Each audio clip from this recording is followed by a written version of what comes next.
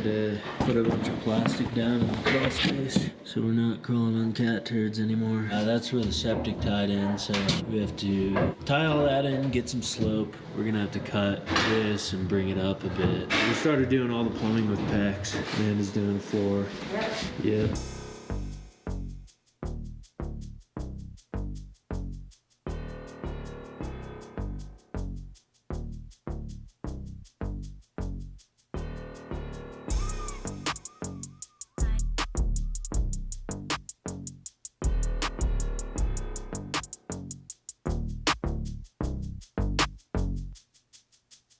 Said it's that black stuff.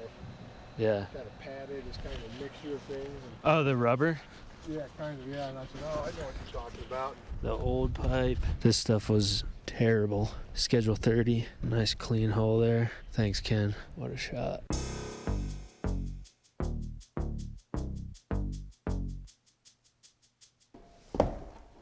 Oh. Okay, so I have talked to a lot of people and got roasted in my comments on Instagram for using these press-on SharkBites.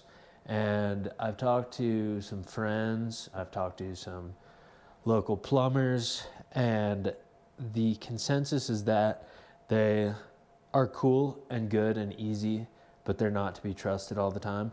So I figured if I'm gonna bury these fittings in a wall, I'm gonna do them right. So I decided to learn how to sweat copper, which seems pretty easy. We'll see how this goes. But I'm just gonna change out these press-on SharkBites for copper or sweat fittings. Yeah.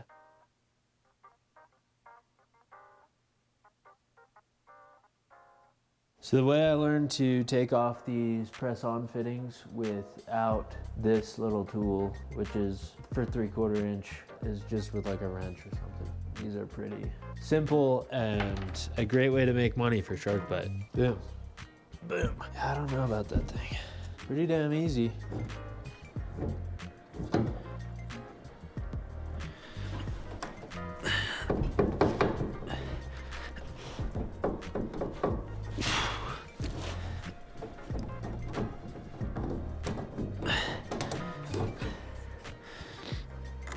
Okay, great. Now I get to do this other thing.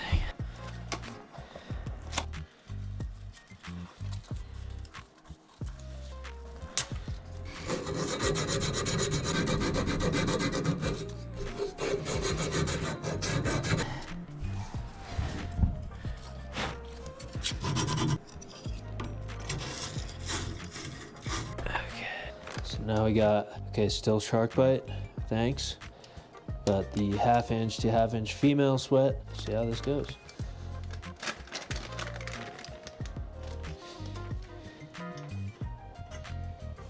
Okay, we got this flux,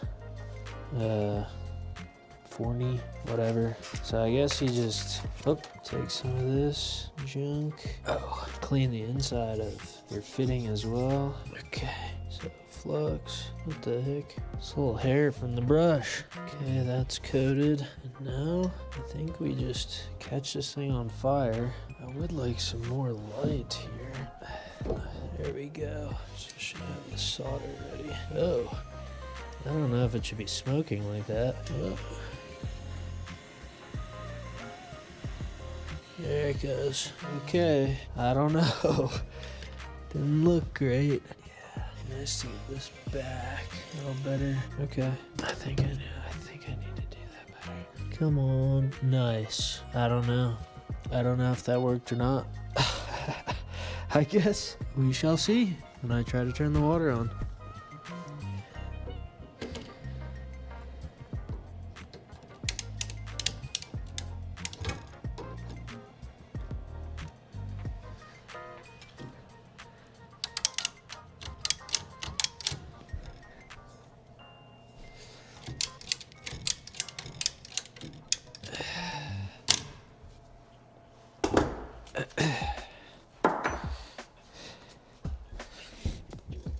Okay, can't get in there.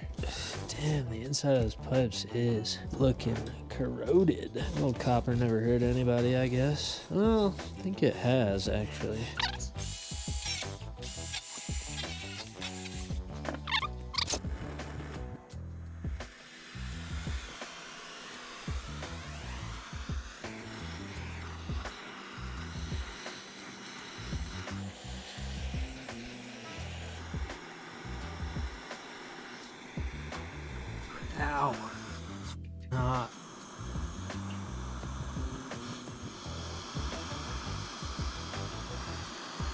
Oh, why does he keep doing that? Oh, oh.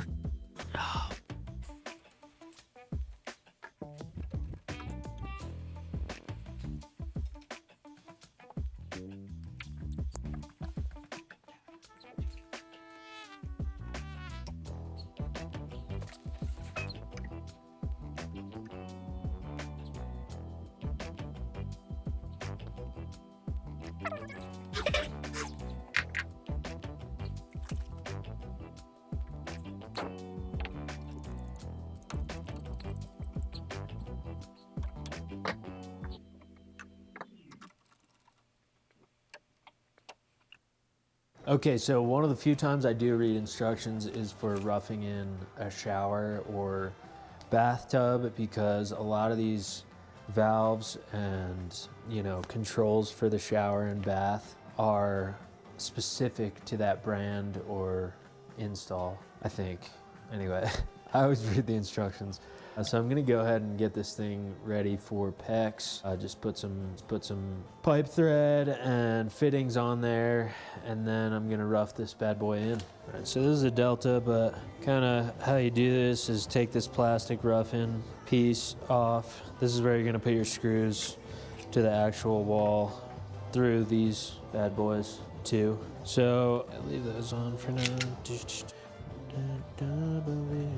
Okay, so with thread tape, you want to obviously screw on your fitting righty-tighty, which means that you want to wrap the tape in that direction as well, because you don't want it to unravel. If you wrap it the opposite direction, it'll unravel while you're screwing it on.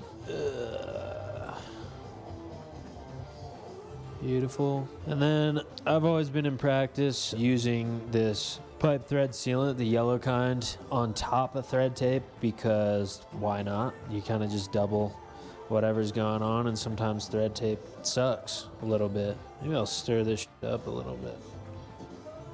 Oh yeah, maybe it's frozen. Does not look right. Slap some of that on there. Hey. Yeah. This is overkill.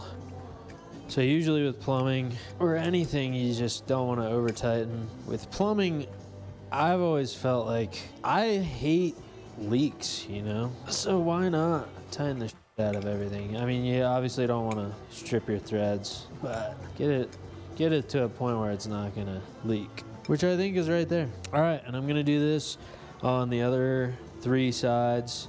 We're gonna have one going up to the hot shower. That'll be a mixture of hot and cold, and then we'll have cold coming in here, hot coming in here, and we'll have one going down to the tub. And then we got to get it at the right height, rough it in, we'll block it out, and get it at the right depth, and hopefully everything works. Okay, so this stupid shower valve, I installed 1/2-inch fittings all the way around for PEX. This one goes up to the shower head. These 2 are for cold and hot in. This one goes out to the tub.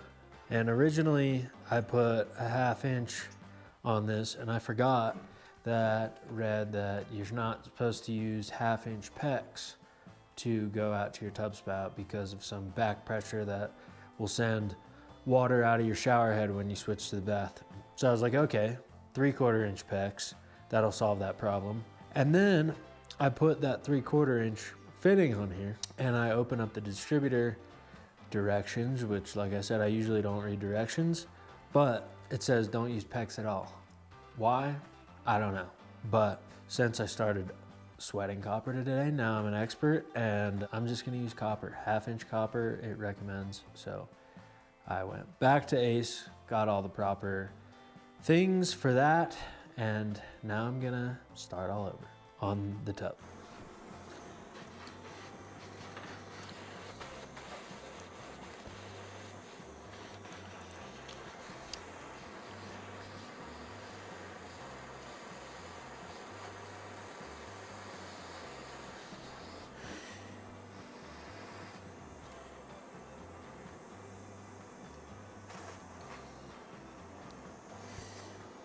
Okay, still don't know how to solder very well, I guess. But hopefully that holds. Okay, now I'm gonna take this thing off again. The amount of money that I spent on PEX fittings that I didn't need is probably a lot. Oh, that is gonna be tough, I think. Oh, shit, there it goes. Okay, for the third time, I'm gonna put thread tape and putty on this thing. It's got a history, that's all. Okay, no leaks.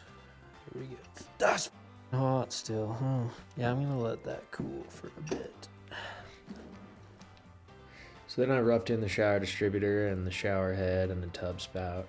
You want to get your blocking super tight in there, and then have your height set for your shower distributor where you want your handle at. You want to get that distributor all square on your blocking before you put it up, and you want to set your depth based on the instructions in that distributor instructions. Then you just plumb your PEX straight to the distributor. I got the tub spout going down that I'll block in the end, and then I have the shower head going up to about 82 inches off the finished floor. And that's it. See you guys.